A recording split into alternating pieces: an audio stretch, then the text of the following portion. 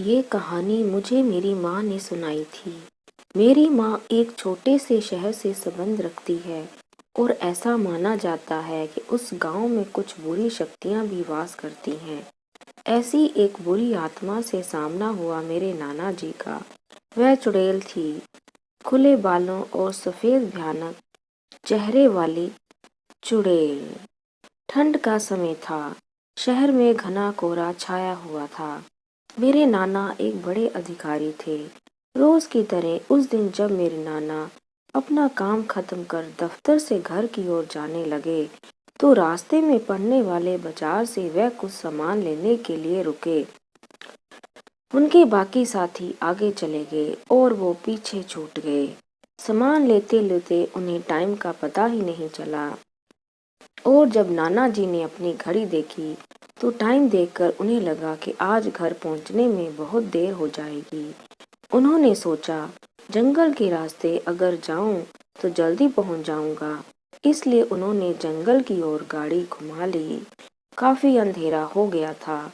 नाना जी तेज गति के साथ गाड़ी चला रहे थे, लेकिन उनकी गाड़ी के एक आगे एक औरत आ गई। उन्हें झटके से ब्रेक मारनी पड़ी। जो औरत गाड़ी के सामने आई थी वह तेज तेज रो रही थी। नाना जी को लगा वह जरूर किसी मजदूर की पत्नी होगी जो रास्ता भटक गई है। रास्ता सुनसान था, इसलिए उन्होंने सोचा कि इस महिला की मदद की जाए। उन्होंने उस औरत से पूछा कि वह यहाँ अकेले क्या कर रही है। उसने कोई जवाब नहीं दिया और जोर जोर से रोने लगी। ऐसा लग रहा था मानो सारा जंगल उसकी आवाज से गूंज रहा हो।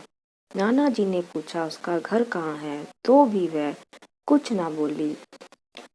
नाना जी ने उसे बोला कि तुम मेरे साथ मेरे घर चलो, सुबह तुम्हें तुम्हारे घर छोड़ दूंगा। वह नाना जी के साथ चलने के लिए तैयार हो गई और गाड़ी के पीछे वाली सीट पर बैठ गई। रीति रिवाज के कारण उसने अपना सिर घूंघट डाल रखा था, जिसकी वजह से उसका चेहरा छिपा हुआ था। गाड़ी पर सब नाना जी का इंतजार कर रहे थे। जैसे ही नाना जी गाड़ी के पास पहुंचे, जब उस महिला के बारे में घर में पूछा गया तो नाना जी ने सारी कहानी बताई। नाना जी ने कहा, आज खाना यही बना देगी। लेकिन मेरी माँ को उस महिला पर शक हो गया। उन्हें लगा ये कोई चोर है जो घर का सामान चुरा कर भाग जाएगी। माँ ने उसे रसोई में खाना बनाने को कहा। वह बिना कोई जवाब दिए वहां से चली गई। रसोई में से अजीब सी आवाजें आ रही थी। बस रसोई में सारा सामान रखवाकर मेरी माँ ने उसे कहा कि सब भूखे हैं, इसलिए जल्दी खाना बना दे। उसे रसोई में भेज तो दिया, लेकिन माँ का मन अभी भी शांत नहीं हुआ। 10 मिनट बाद माँ रसोई में पहुंची तो देखा अभी वह थैले में से मछलियां निकाल ही रही थी।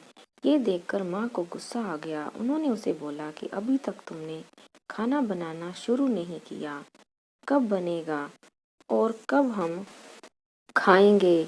उस महिला का चेहरा अभी भी ढका हुआ था, इसलिए किसी ने उसका चेहरा नहीं देखा था। वह उसका चेहरा देखने की कोशिश करती रही, लेकिन उन्हें उसकी झलक भी दिखाई नहीं दी। माँ ने कहा, कोई जरूरत हो तो बुला लेना, लेकिन फिर भी वह कुछ नहीं बोली। उन्हें लगा कि शायद अनजान लोगों से डर रही होगी। माँ रसोई से चली गई, लेकिन जब 10 मिनट बाद वह फिर वापस आई तो रसोई का दृश्य देखकर माँ डर गई। उनके पैरों जैसे वहीं जम गए। उनके गले की आवाज नहीं निकल रही थी। उन्होंने देखा वह औरत रसोई के स्लैब पर बैठकर कच्ची मछलियां खा रही है। सारी रसोई में हड्डियां और मांस के टुकड़े बिखरे पड़े हैं। उसके सिर का घूंघट भी उतरा हुआ था। उसका चेहरा बेहद खौफनाक था। बाल बहुत बड़े और नाखून एकदम काले। वह मछलियां खाने में मगन थी, इसलिए उसका ध्यान माँ पर नहीं गया। माँ भी चिल्लाई नहीं कि कहीं वह और ज्यादा खतरनाक ना हो जाए। माँ ने एक थाल उठाया और वह चूल्हे में से जलता हुआ कोयला उठाकर उसकी तरफ दौड़ी। कोयला उस चुड़ैल पर फेंक दिया। आग की जलन से वह डायन तेज तेज आवाजें निकालने लगी। उसकी आवाज सुनकर सारा घर इकट्ठा हो गया। उसे आग दिखाकर घर से बाहर निकाला गया। उसकी आवाज इतनी तेज थी कि आसपास के लोगों का भी बाहर जमावड़ा लग गया। वह डायन लोगों की भीड़ को हटाते हुए जंगल की तरफ दौड़ी। सारे लोग डर के मारे कांप रहे थे और मेरी माँ की हिम्मत की दाद भी दे रहे थे कि अगर उन्होंने सही समय पर अकेले कोयले से उस डायन को भगाया नहीं होता तो ना जाने क्या हो जाता।